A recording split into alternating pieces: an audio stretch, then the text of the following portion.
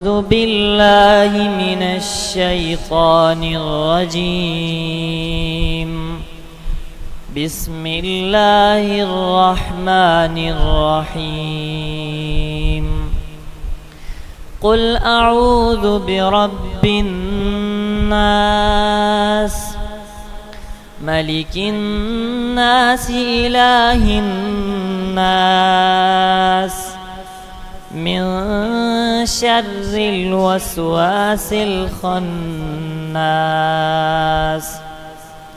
الذي يوسوس في صدور الناس من الجنة والناس. صدق الله العظيم.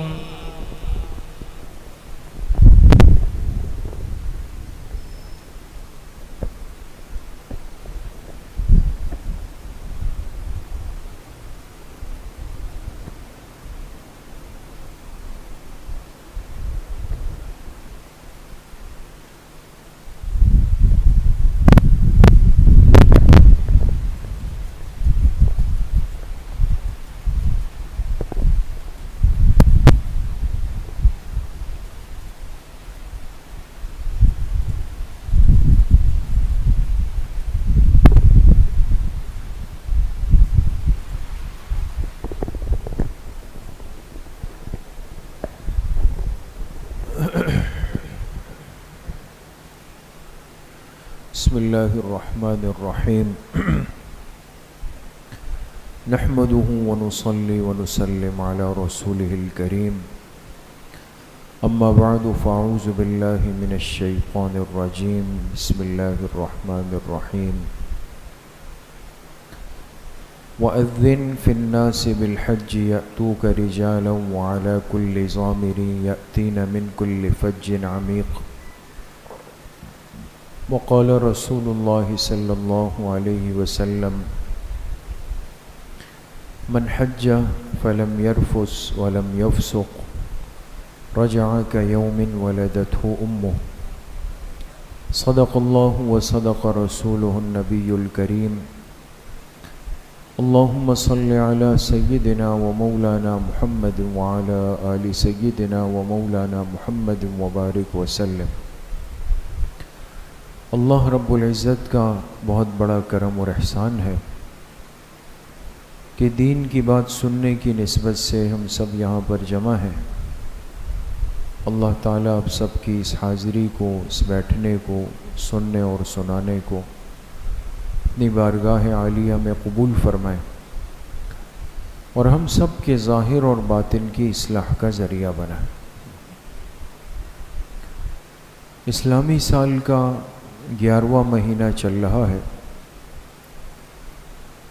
اور ہر مہینے کے ساتھ اللہ پاک نے کچھ نہ کچھ احکامات کو جوڑ رکھا ہے.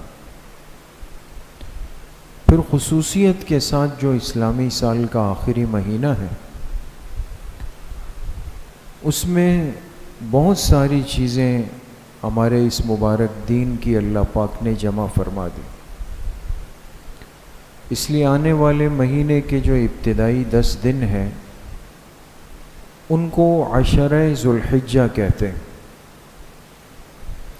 ان 10 دنوں کے مستقل احکامات ہیں، فضائل ہیں، مناقب ہے، اعمال ہیں، سب چیزیں. اسی طریقے سے اللہ پاک نے اس مہینے میں قربانی جیسے بڑے عمل کو رکھا ہے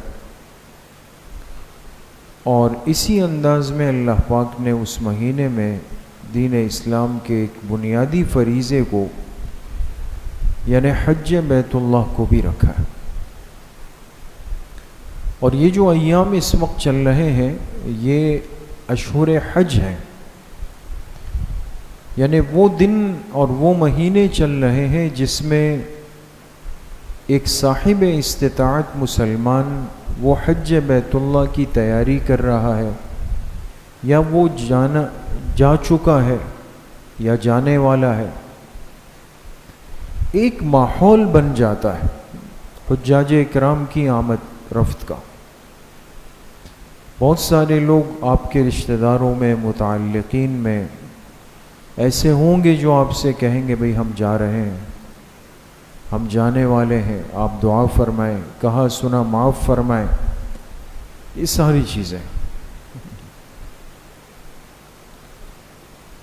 ایک مسلمان کے دل میں بڑی تڑپ اور طلب ہوتی ہے کہ میں اللہ کے گھر کی زیارت کر لوں، اللہ کے گھر کا دیدار کر لوں۔ اسی لیے اللہ پاک نے اپنے پیغمبر، اپنے خلیل حضرت ابراہیم علیہ السلام کے ذریعے سے حج کی فرضیت کا اعلان فرمایا۔ وَأَذِّن فِي النَّاسِ بالحج۔ جب ابراہیم علیہ السلام بیت اللہ شریف کی تعمیر سے فارغ ہوئے، اللہ پاک نے فرمایا آپ جا کر لوگوں میں حج کا اعلان فرمائیں۔ جبل ابو قبیس پہ چڑھ گئے، عرض کی کہ اللہ میری آواز کہاں تک جائے گی، کون سنے گا؟ یہاں تو کوئی نہ بندہ ہے نہ بندے کی ذات ہے، کوئی سننے والا ہی نہیں، کس کو اعلان کروں، کس کو بات سناؤں؟ اللہ پاک نے فرمایا آپ اعلان تو کریں۔ یأتوک رجالا وعلی کل ضامر یأتین من کل فج عمیق۔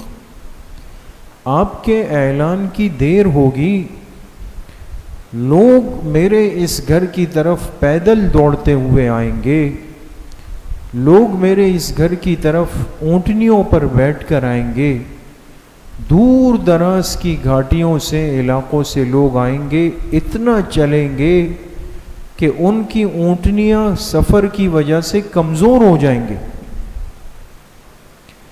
لیکن وہ جب تک میرے گھر کو نہ دیکھ لیں، نہ پہنچ جائیں، تو ان کے دل کی تڑپ ختم نہیں ہوگی۔ اس لیے میرے عزیز ساتھیوں اور عزیز طلباء، اللہ کے گھر کی زیارت کا جذبہ ایک فطری چیز ہے جو ہر مومن بندے کے دل میں ہوتا ہے۔ یہ ایک ایسی تڑپ ہے جو اللہ پاک نے ہر مومن بندے کے دل کے اندر رکھ دی۔ کیوں؟ اس لیے کہ اللہ کی محبت کی ایک نشانی ہے۔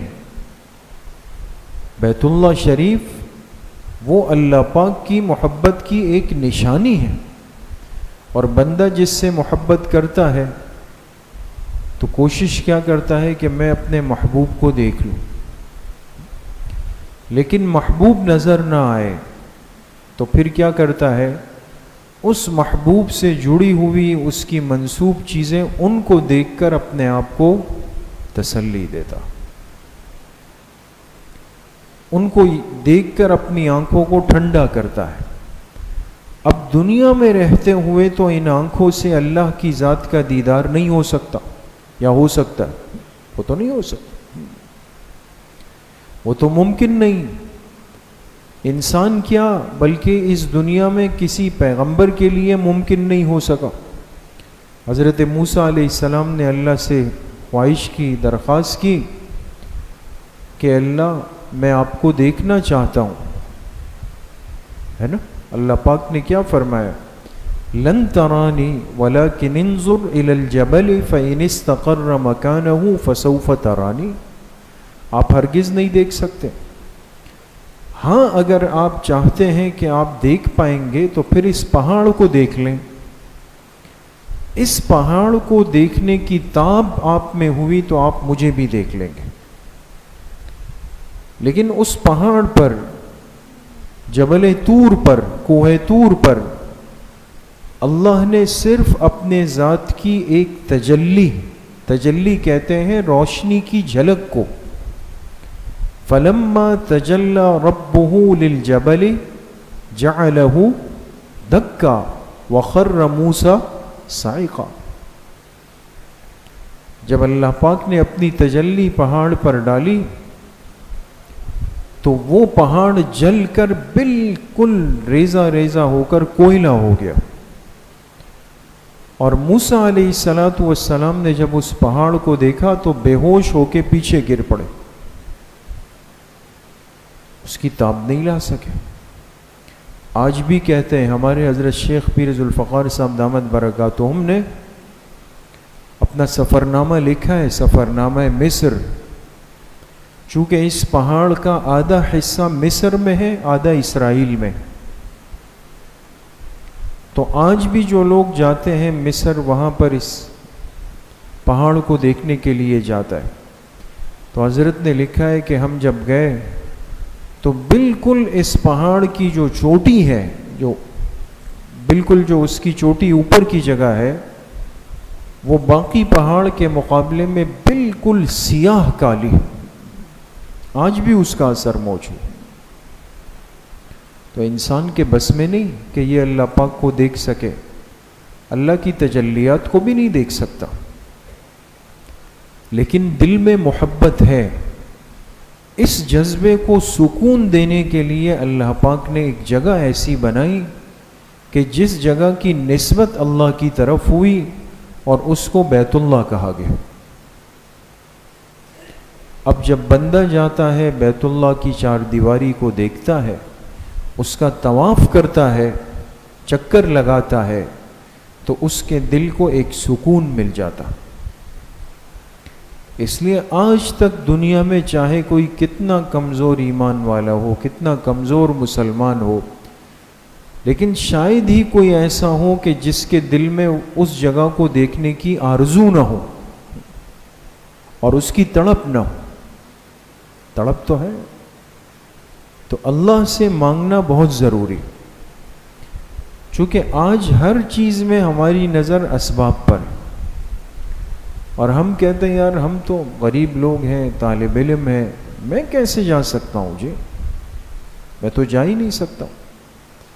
میرے پاس کب ایسا وقت آئے گا کہ میرے پاس 14-15 لاکھ روپے ہوں گے، اور یہ تو ابھی کی بات ہے، جب بڑے ہوں گے، عالم فارغ بنیں گے، پھر تو پتہ نہیں کتنے لاکھ ہو چکے ہوں گے۔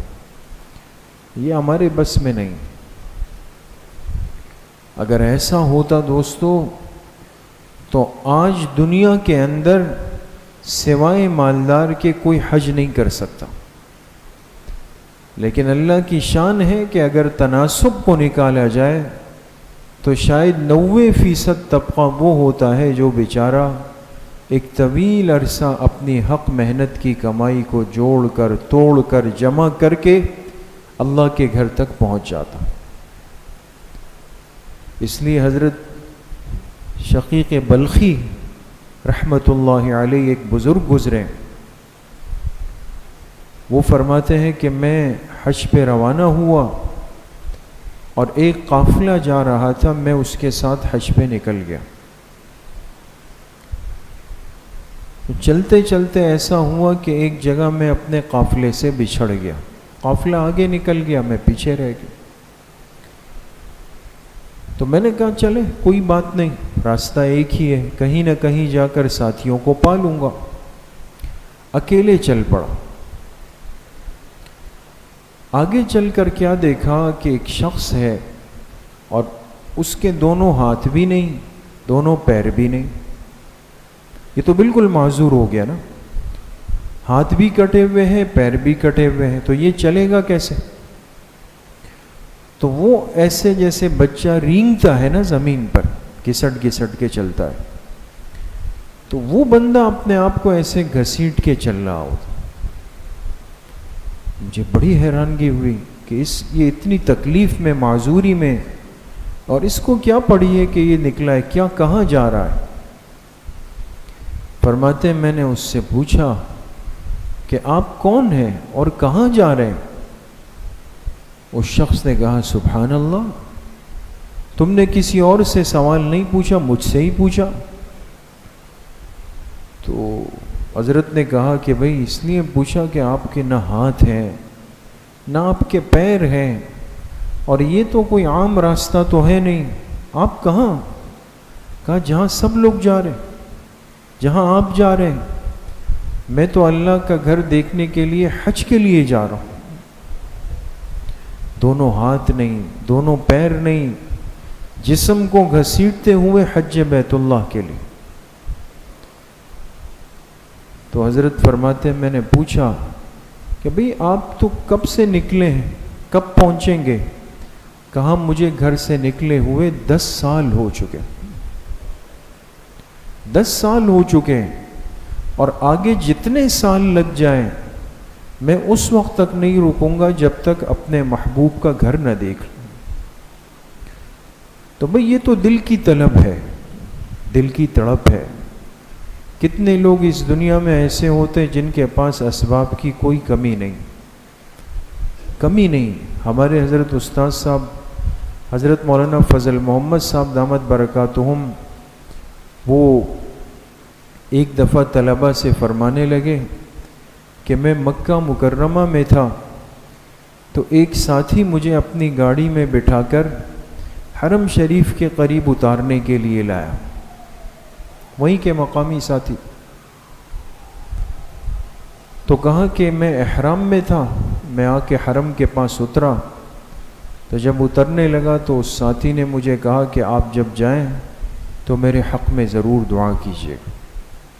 تو کہا، میں نے اس سے کہا کہ آپ لوگ تو یہاں کے ہیں، آپ لوگ تو مقامی ہیں، جب چاہے آ سکتے ہیں، جا سکتے ہیں، ضرورت تو ہمیں ہے، کتنا دور سے آتے ہیں، اللہ سے مانگ کے آتے ہیں۔ تو استاد جی فرمانے لگے کہ اس شخص نے کہا کہ میں ہوں مقامی، میں یہی مکہ اور مدینہ کے درمیان ہوتا ہوں، لیکن کتنے سال ہو گئے میں اندر حرم مکی میں گیا بھی نہیں، اللہ، میں گیا نہیں ہوں۔ اس لیے میرے عزیز دوستوں بزرگوں، یہ تو اللہ کی توفیق ہے، کس کے حصے میں آ جائے۔ اللہ سے مانگتے رہیں، اپنے اندر اس گھر کو دیکھنے کی طلب پیدا کریں۔ ہمارے حضرت مفتی اعظم پاکستان مفتی رفیع عثمانی صاحب رحمۃ اللہ علیہ نے لکھا ہے کہ ہماری سب سے بڑی ہمشیرہ، سب سے بڑی بہن تھی جو پھر فوت ہو گئی، فرمایا وہ ہم میں سب سے بڑی تھی، ان کی شادی بھی ہندوستان میں ہوئی جب ہم ہجرت کر کے پھر یہاں آ گئے، لیکن تھی بڑی نیک پاک باز متقیہ۔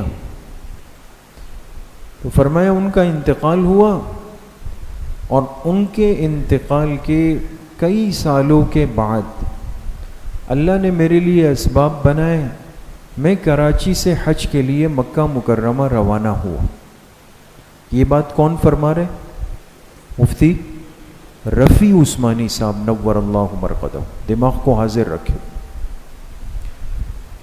کہا جب میں جانے لگا تو مجھے حضرت مفتی صاحب مفتی اعظم پاکستان ان کے والد صاحب مفتی شفیع صاحب رحمۃ اللہ علیہ نے بلایا اور کہا بھائی دیکھو تم حج پہ جا رہے ہو، اب بڑے عرصے کی ایک ذمہ داری میرے کندھوں پر تھی، وہ آپ کو دے رہا ہوں۔ ایک رومال تھا، اب پہلے آپ نے دیکھا ہوگا نا لوگ پیسے جمع کر کے رومال باندھتے تھے، ایک رومال حضرت نے نکالا اور مجھے دیا، کہا اس کو کھولو۔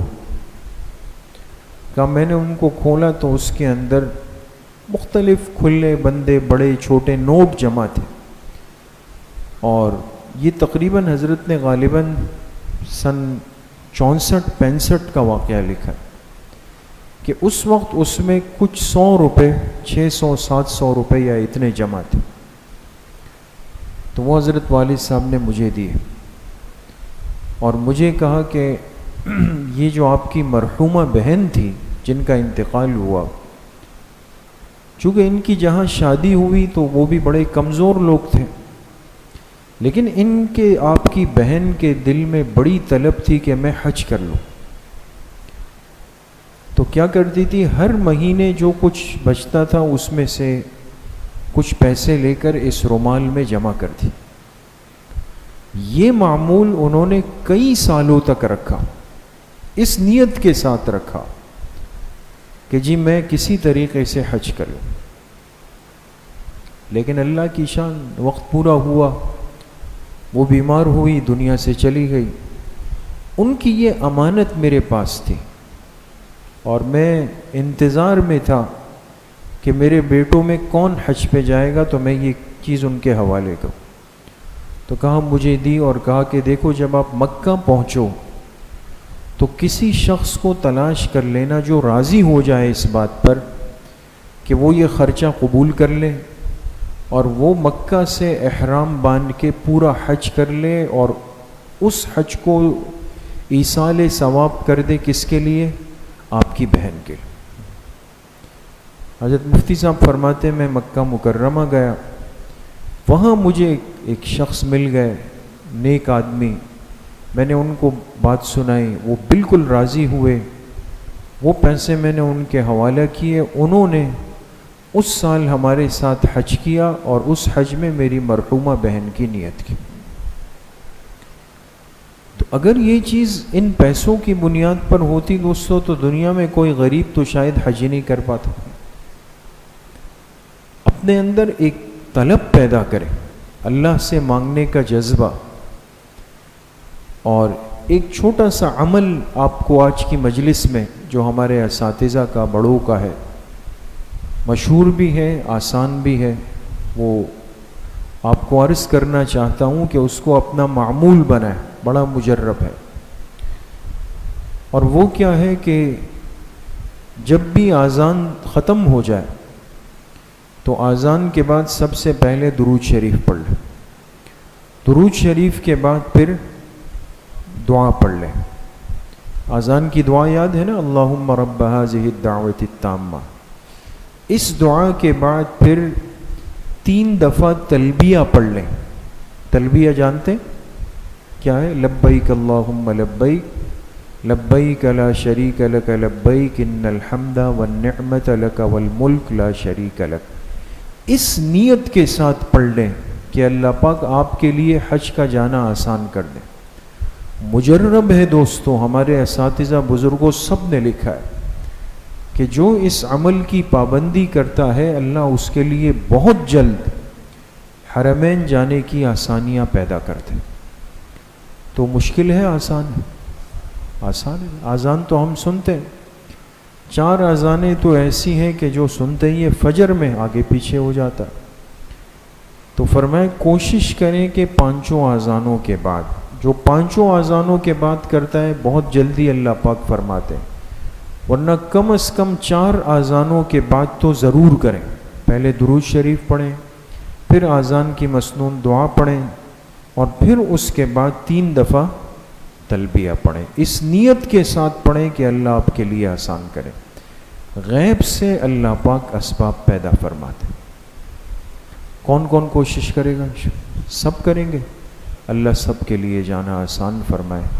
وآخر دعوانا ان الحمد للہ رب العالمین. انشاءاللہ بزرگوں کے ختمات شریفہ پڑھیں گے. بسم اللہ الرحمن الرحیم. الحمد للہ الذی لم یتخذ ولدا ولم یکن له شریک فی الملک ولم یکن له ولی من الذل وکبرہ تکبیرا. تمام ساتھی ایک مرتبہ درود شریف پڑھ لیں. اللہم صلی علی ابراہیم.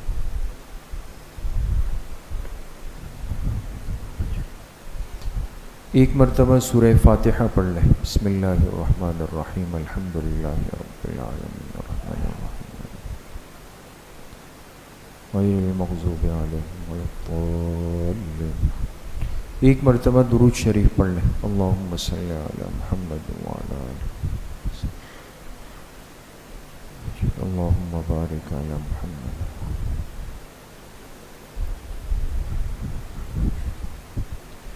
ایک مرتبہ سورہ الم نشرح پڑھ لیں. بسم اللہ الرحمن الرحیم. الم نشرح لک صدرک ووضعنا عنک وزرک الذی انقض ظہرک ورفعنا لک ذکرک فإن مع العسر یسرا ان مع العسر یسرا ورحمت فانصب.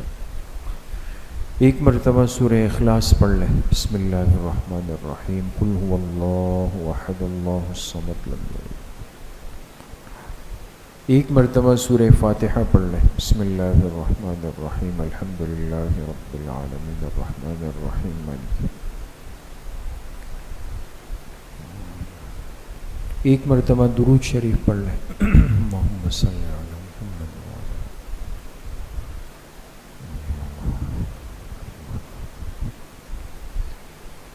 7 مرتبہ پڑھیں. اللہم یا قاضی الحاجات. اللہم یا قاضی الحاجات.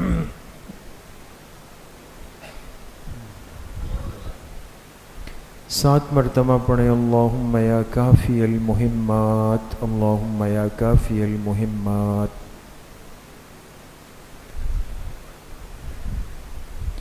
7 مرتبہ پڑھیں اللہم یا دافع البلیات، اللہم یا دافع البلیات۔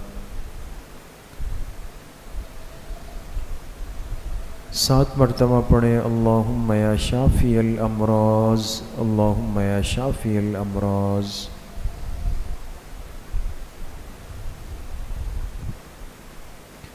7 مرتبہ پڑھیں اللہم یا رفیع الدرجات، اللہم یا رفیع الدرجات۔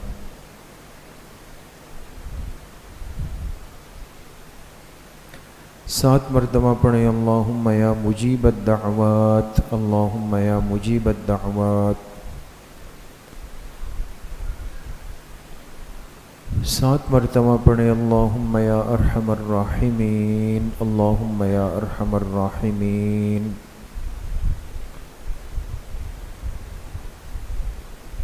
ایک مرتبہ درود شریف پڑھ لیں، اللہم صلی علی محمد۔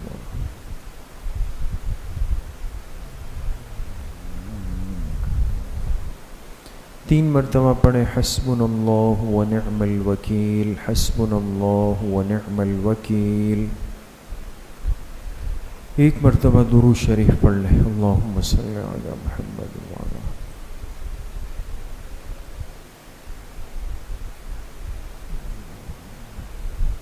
3 مرتبہ پڑھیں یا خفی اللطف ادرکنی بلطفک الخفی، یا خفی اللطف ادرکنی بلطفک الخفی۔ ایک مرتبہ درود شریف پڑھ لیں، اللہم صلی علی محمد۔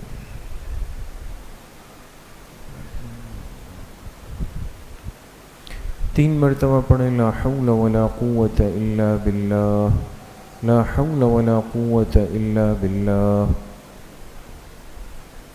ایک مرتبہ درود شریف پڑھ لیں، اللہم صلی علی۔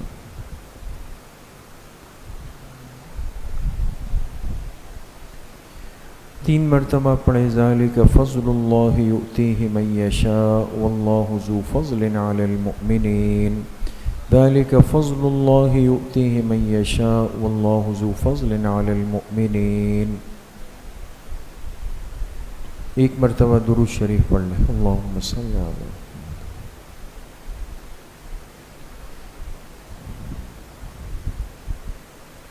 3 مرتبہ پڑھیں یا لطیفا بخلقہ یا علیما بخلقہ یا خبیرا بخلقہ، الطف بنا یا لطیف یا علیم یا خبیر، یا لطیفا بخلقہ یا علیما بخلقہ یا خبیرا بخلقہ، الطف بنا یا لطیف یا علیم یا خبیر۔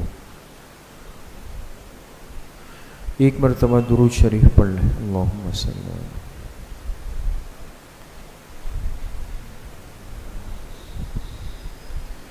3 مرتبہ پڑھیں انا للہ و انا الیہ راجعون، انا للہ و انا الیہ راجعون۔ ایک مرتبہ درود شریف پڑھ لیں، اللہم صلی علی محمد۔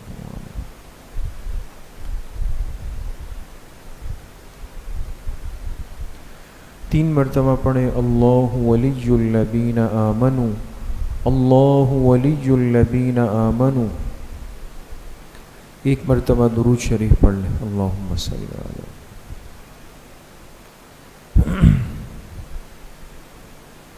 3 مرتبہ پڑھیں واللہ ولی المؤمنین، واللہ ولی المؤمنین۔ ایک مرتبہ درود شریف پڑھ لیں، اللہم صلی علی محمد۔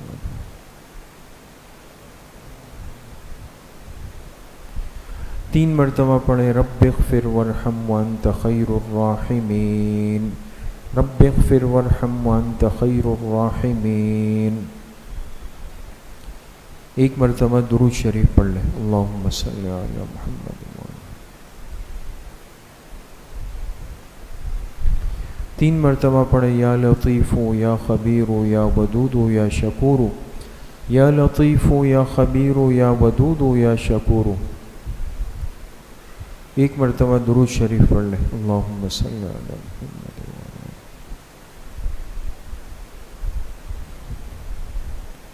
3 مرتبہ پڑھیں واعف عنا واغفر لنا وارحمنا انت مولانا فانصرنا علی القوم الکافرین واعف عنا واغفر لنا وارحمنا انت مولانا فانصرنا علی القوم الکافرین۔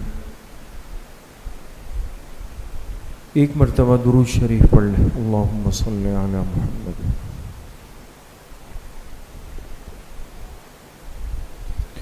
3 مرتبہ پڑھیں یا رحمن یا رحیم یا اللہ یا کریم یا رحمن یا رحیم یا اللہ یا کریم۔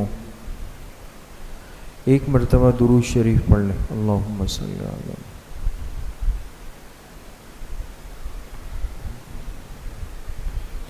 3 مرتبہ پڑھیں الا بذکر اللہ تطمئن القلوب، الا بذکر اللہ تطمئن القلوب۔ ایک مرتبہ درود شریف پڑھ لیں، اللہم صلی علی محمد کما صلیت علی ابراہیم وعلی آل ابراہیم، اللہم بارک علی محمد وعلی آل محمد کما بارکت علی ابراہیم وعلی آل ابراہیم حمید مجید۔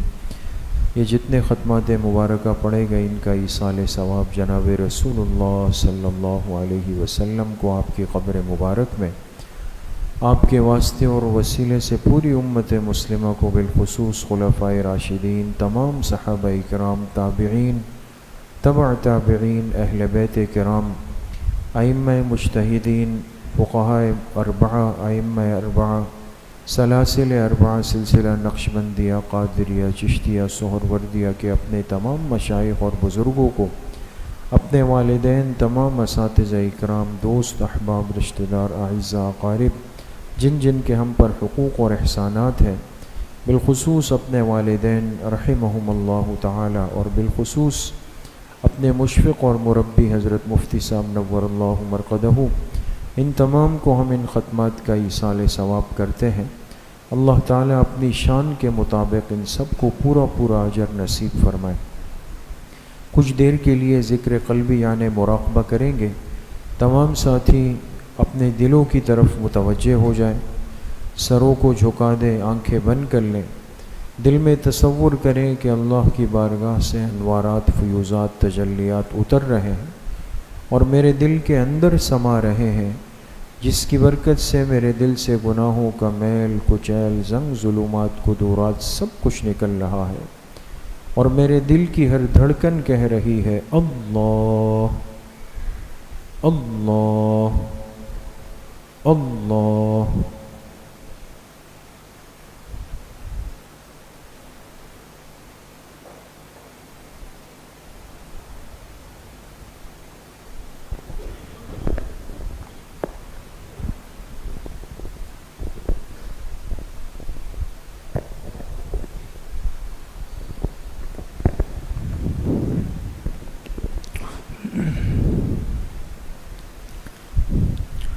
صدیق عمر میرے رہنما، اصحاب سارے پھول ہیں، اصحاب سارے پھول ہیں، اصحاب سارے پھول ہیں، اصحاب سارے پھول ہیں، اصحاب سارے پھول ہیں۔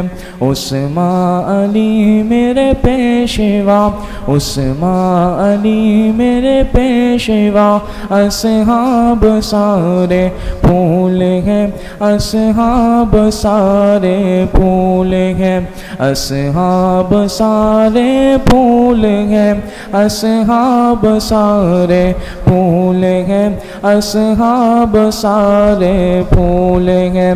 وہ جو غار ثور میں سانپ نے ڈس بھی لیا کچھ نہ کہا، وہ جو غار ثور میں سانپ نے ڈس بھی لیا کچھ نہ کہا، وہ جو غار ثور میں سانپ نے ڈس بھی لیا کچھ نہ کہا، وہ تھے یار محبوب خدا، اصحاب سارے پھول ہیں، اصحاب سارے پھول ہیں، اصحاب سارے پھول ہیں، اصحاب سارے پھول ہیں، اصحاب سارے پھول ہیں۔ راہ جہاد میں دیکھ لو عثمان نے کیا کیا دیا، راہ جہاد میں دیکھ لو عثمان نے کیا کیا دیا، راہ جہاد میں دیکھ لو عثمان نے کیا کیا دیا۔ وہ حضور اقرب نے کہا اصحاب سارے پھول ہیں، اصحاب سارے پھول ہیں۔ صدیق عمر میرے رہنما اصحاب سارے پھول ہیں، اصحاب سارے پھول ہیں۔ عثمان علی میرے پیشوا، عثمان علی میرے پیشوا، اصحاب سارے پھول ہیں، اصحاب سارے پھول ہیں۔ صدیق عمر میرے رہنما اصحاب سارے پھول ہیں، اصحاب سارے پھول ہیں۔ عثمان علی میرے پیشوا، عثمان علی میرے پیشوا، اصحاب سارے پھول ہیں، اصحاب سارے پھول ہیں۔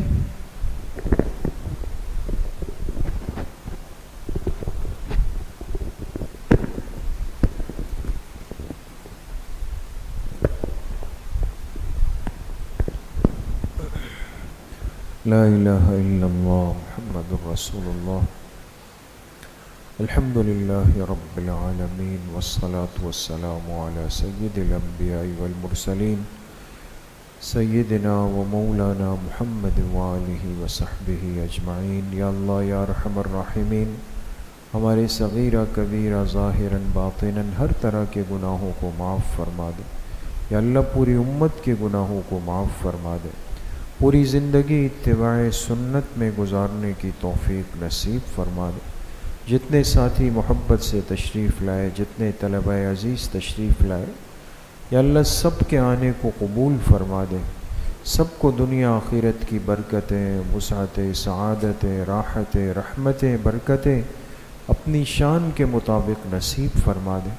اللہ ہم سب کو علم نافع کی دولت سے مالا مال فرما دے۔ یہاں پڑھنے والے ایک ایک طالب علم کو دین کے تمام شعبوں کی خدمت کے لیے قبول فرما دے۔ یا اللہ ہر قسم کی برکتوں سے ہم سب کو مالا مال فرما دے۔ جتنے بیمار گھروں میں ہیں، اسپتالوں میں ہیں، اس مجلس میں ہیں، سب کو صحت کاملہ عاجلہ مستمرہ نصیب فرما دے۔ ہمارے حضرت مفتی صاحب نور اللہ مرقدہ کی یا اللہ کامل اور مکمل مغفرت فرما دے۔ یا اللہ ان کی، ہمارے والدین کی، کل امت کے مرحومین کے درجات کو یا اللہ بلند فرما دے۔ قبل اول کو، مسجد اقصی کو یا اللہ آزادی کی نعمت نصیب فرما دے۔ یہود کو، اسرائیل کو یا اللہ جو امت کے اوپر ظلم اور بربریت کر رہے ہیں، یا اللہ اپنے غیظ و غضب سے، اپنے فرشتوں کے ذریعے سے، مجاہدین کے ذریعے سے ان کو نیست اور نابود فرما دے۔ ہم سب کا خاتمہ بالایمان و بالخیر نصیب فرما دے۔ ہماری دعاؤں کو اپنے فضل و کرم سے، فضل و رحمت سے اپنی بارگاہ میں قبول و منظور فرما دے۔ وصلی اللہ وسلم علی نبینا محمد وآلہ وصحبہ اجمعین برحمتہ۔ السلام۔